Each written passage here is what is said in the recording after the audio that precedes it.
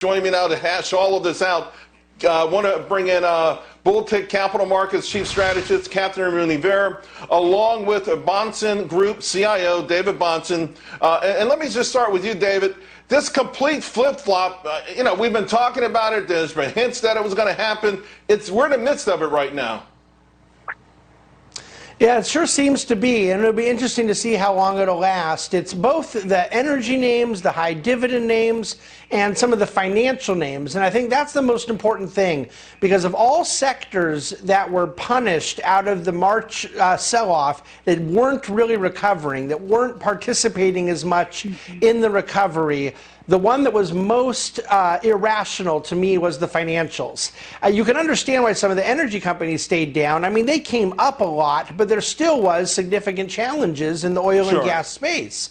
But when you look to those big banks, the difference in the leverage that a JP Morgan came into this crisis with compared to the financial crisis of a little over 10 years ago, it's a different world altogether. They've overstated loan loss provisions. They're not going to have anywhere near the impairments that they have counted on, and these stocks are undervalued, Charles. Well, it's interesting because, Gary Kay, you've been talking a little bit about financials, but you certainly called this rotation. The irony, of course, is that financials are lagging today, so there's still trouble getting that traction, but the overall narrative today is a great test. Is it still about value, or are we going into the new safe havens, which happen to be those mega cap names? Well, I'll tell you, it started out as a little flip-flop, but I think it's now turning into a broadening out.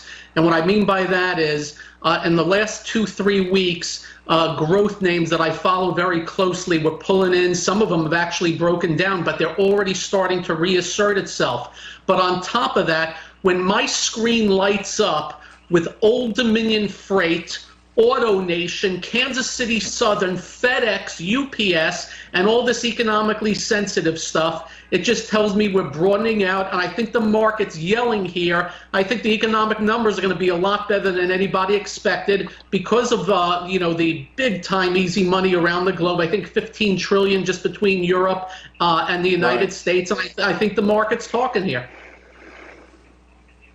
Catherine, the market is talking. I mean, names like FedEx been rocking for a couple of weeks now. Kansas City Southern was the top performer a week or so ago, in part to being in the rumor mill. But to Gary's point, what I find fascinating is that when the value names do get hot, they move like growth names, right? We are seeing these sort of stale names that move at 5-6% clips. That's intriguing to me. But again, today, the number one percentage gainer is Advanced Micro. Got hammered yesterday. It's back up. Microsoft's up 6%. KLAC is up 7%. So the message is odd. Can we have a world where all of them go up at the same time? That would be a wonderful world, wouldn't it, Charles? Look, it's been a sectoral performance for tech since 2017. Tech has been a de facto leader and has become a defensive name because of the pandemic. So that natural rotation from tech names to other names, industrials, as you both have highlighted, as a sector has absolutely ricocheted. So we've seen quite a run-up in industrials. I think that when you have a backstop of an unelected entity with limitless, monetization of debt power and complete inelasticity to prices, which is the Federal Reserve, as a complete and utter backstop to the markets, then you should expect that rotation to continue in the sense that all equities are going to move higher when you have both fiscal and monetary stimulus in the pipeline, and the foot is still on the gas pedal at full throttle. Right. Okay. I want to talk about that because yesterday the market was on autopilot until Mitch McConnell said on Fox News that the two sides hadn't even spoken, right? They're supposed to be negotiating the stimulus. I think the market has built in maybe $2 trillion. I also think it would be somewhat suicidal if that doesn't happen. But David Bahnsen, you think that the market doesn't really care about stimulus, or is it not paying attention to this? Well, Charles, in fairness to my view here, the market is up 8 of the last 9 days, and those are the 8 days where it's been very clear they weren't getting a stimulus deal done. I mean, you're up 2,000 points since they first hit a stalemate. I don't think the reversal yesterday had anything to do with Mitch McConnell's announcement. Pelosi and Schumer and Mnuchin had all said the exact same thing. We're not even talking. I think at some point they are going to end up getting a deal, and the market will have to parse out what it likes and doesn't like. But honestly, I kind of think the market is sort of maybe even telling you we prefer you not do a deal.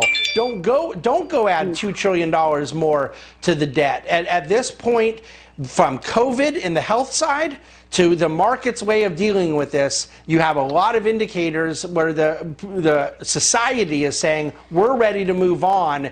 You people leave us alone.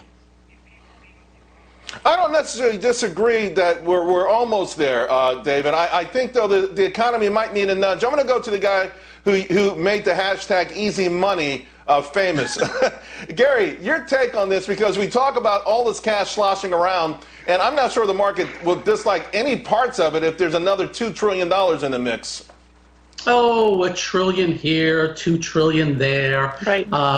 They made us so used to the word trillion. It used to be billions, then 100 billion. Yeah. Look, we're going to get it. There is no doubt in my mind why November 3rd, Republicans need the economy to get better, so they're going to push it. It's either going to be done between them both, or the executive orders will get done, and that'll get into the system. And you add in Jay Powellitis, and you have a 1-2 punch of what I do call easy money, which markets like. And again, I believe that what we're seeing in transports and some of these economically sensitive names are telling us, because the last quarter's earnings were gargantuanly down, so I think that it's looking for recovery, and we'll just see how long it lasts. But expect more money going forward, a lot more easy money, and it stops anybody. Charles, yes, does it not bother anybody? Yes. Does it not bother anybody that we're not even talking about whether or not we should add on to the $2.7 trillion we have already injected into the COVID reaction? Just the fact that we haven't even seen that play out. We're indebting ourselves, Charles, and the Republicans and Democrats are on the same side of this. The question is, should we do more or not? The question is, should we do 1 trillion, 3 trillion? And the fact is, after the election, we're just going to do more. So we are we're indebting ourselves, and we're monetizing the debt by the Federal Reserve. The repercussions are going to be felt later on. And I find myself, Charles, as an investment strategist economist in this difficult position where I have to say, fundamentally, things look fishy, but I have to be in the game because I'm always trying to get one step ahead of the Fed. Line. What are they going to buy next? Right. I think that's the bottom line, though. We're all in this to make money. Every one that people are looking at right now, I know that I've had one of my best years ever. I've made people a fortune this year, and I am concerned about the debt, but I was also concerned about it at $5 trillion. So I don't know where the cliff is. I do want to ask you guys, though, before we wind this up, and I wish we had more time. Kamala Harris now, she's on the ticket. We know her economic policies. David Bahnsen, I got to start with you here. Your thoughts, I mean, if the Biden-Harris ticket wins, what does that mean for our portfolios? Well, I think it's all going to depend on the Republicans in the Senate. I don't think that Harris was a big announcement for the market now because, first of all, she was always over 60% in the betting odds that she was going to be the VP anyways. She's an incredibly adaptable candidate, and I don't mean that as a compliment. She's going to change her views on whatever she has to be as opportunistically aligned with what the left and her party wants at that time. That she is the senator in the state I spent half my time in and grew up in here in California. I know her very well. She stands for nothing, cares about nothing other than her own ambition and vertical mobility. And I will tell you that markets are going to look to stalemate as the best possible solution. The Republicans have got to keep the Senate. If they don't keep the Senate and Biden wins with some mandate, meaning wins with a big margin, that would be the worst outcome for the markets. All right, listen, I hear rumblings in the background. Everyone wants to jump in. Golly, I wish I had a chance to extend this longer, but we've run out of time. Gary, Catherine, David, fantastic conversation. We'll pick it up again real soon.